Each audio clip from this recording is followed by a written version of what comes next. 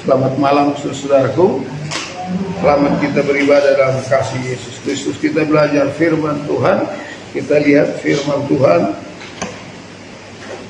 Kita membaca firman Tuhan di dalam 1 Tawarik pasal 4. 1 Tawarik pasal 4 ayat 9 sampai 10.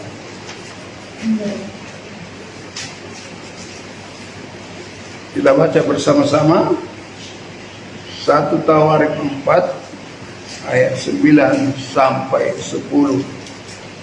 Kalau sudah ketemu, kita baca bersama-sama. Sekali lagi 1 Tawarik pasal 4 ayat 9 sampai 10. 1, 2, 3. Yabes lebih dimuliakan daripada saudara-saudaranya. Nama Yabes itu diberi ibunya kepadanya, sebab katanya, aku telah melahirkan dia dengan kesakitan. Yabes berseru kepada Allah Israel, katanya, kiranya engkau memberkati aku berlimpah-limpah dan memperluas daerahku, dan kiranya kamu menyertai aku dan melindungi aku daripada malapetaka, sehingga kesakitan tidak menimpa aku, dan Allah mengabulkan permintaannya itu. Amin. Amin. Ya Tuhan, saudara, di sini kita belajar firman Tuhan mengenai doa Yabes, ya.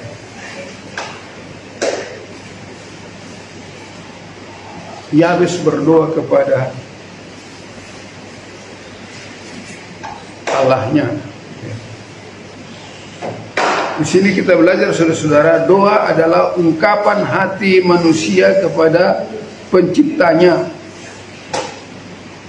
Segala doa dapat diungkapkan dalam doa. Jadi makna sebenarnya doa adalah berbicara kepada Allah, ya. Segala sesuatu dapat diungkapkan di dalam doa kepada Tuhan. Jadi sekali lagi saudara, jadi makna sebenarnya doa adalah berbicara kepada Allah. Kita semua yang ada di tempat ini bisa menyampaikan permohonan doa kepada Tuhan. Amin.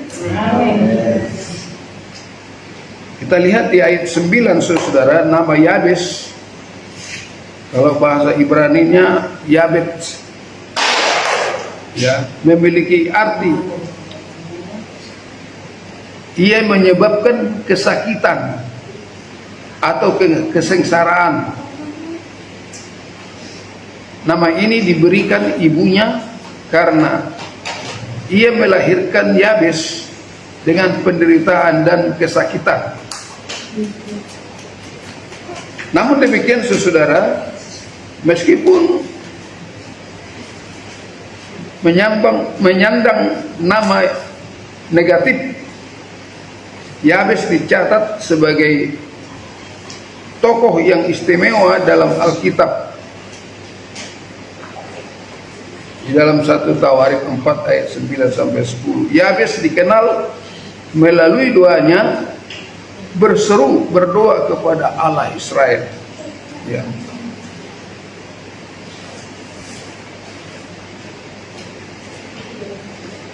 Di dalam Alkitab dicatat saudara, ada 4 hal doa Yabes di ayat 10.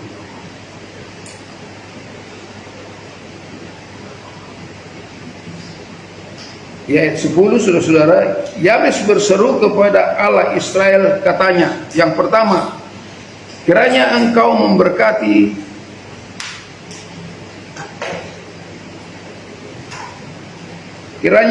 memberkati aku berlimpah-limpah. Dan yang kedua, dan memperluas daerahku. Yang ketiga, dan kiranya tanganmu menyertai aku. Yang keempat, dan melindungi aku daripada malapetaka, sehingga kesakitan tidak menimpa aku, dan Allah mengabulkan permintaannya itu. Amin. Ya. Ini doa yang sangat luar biasa, saudara-saudara. Dikatakan dan Allah mengabulkan doanya itu. Mengapa doa Yabes dikabulkan Allah? Kalau kita lihat saudara-saudara, karena dinaikkan dengan iman yang sungguh-sungguh, dengan kerendahan hati dan motivasi yang murni, ia sepenuhnya bergantung kepada Tuhan, agar hidupnya tidak lagi diwarnai oleh kutuk atau penderitaan, melainkan menjadi berkat bagi sesama. Karena kita lihat saudara, yang pertama, kiranya engkau memberkati aku berlimpah-limpah. Menjadi satu pelajaran bagi kita lihat saudara-saudara untuk menyokong ayat ini di dalam 2 Tawarik 20 ayat 20 saudara-saudara. Kalau kita baca di dalam pasal 2 Tawarik pasal 20 ayat 1 dan seterusnya, di mana di sana dikatakan kemenangan atas Moab dan Ammon, akhir penderitaan Yosafat. Waktu ada berita kepada Yosafat bahwa ada orang yang mau datang menyerang orang-orang, memberitahukan kepada Yosafat bersama sepasukan orang Memon. Dikatakan saudara-saudara, ketakutanlah Yosafat. Tetapi di ayat 20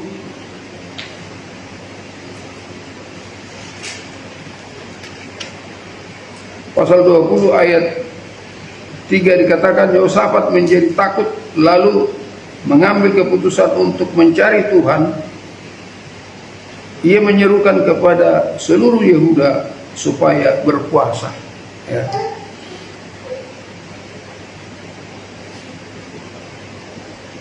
Karena tidak ada yang mustahil saudara bagi Tuhan. Di ayat 20, pasal 20 ayat 20 itu, keesokan harinya pagi-pagi mereka maju menuju padang gurun Tekoa. Ketika mereka hendak berangkat, berdirilah Yosafat dan berkata, dengar, hai Yehuda dan penduduk Yerusalem, percayalah kepada Tuhan Allahmu, dan kamu akan tetap teguh. Percayalah kepada nabi-nabinya dan kamu akan berhasil. Amin. Jadi di sini kita lihat saudara, Yabes ini menaikkan doa kepada Tuhan dengan iman yang sungguh, dengan segala kerendahan hati dan motivasi yang murni. Ia sepenuhnya bergantung kepada Allah agar hidupnya tidak lagi diwarnai oleh kutukan, penderitaan atau kesengsaraan, melainkan menjadi berkat bagi sesama. Amin. Puji Tuhan. Jadi kita lihat berikutnya saudara,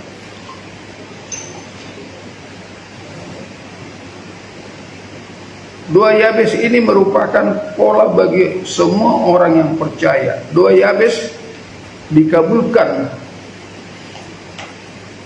yaitu lewat doanya mengubah kutuk menjadi berkat, mengubah penderitaan menjadi kemuliaan Tuhan.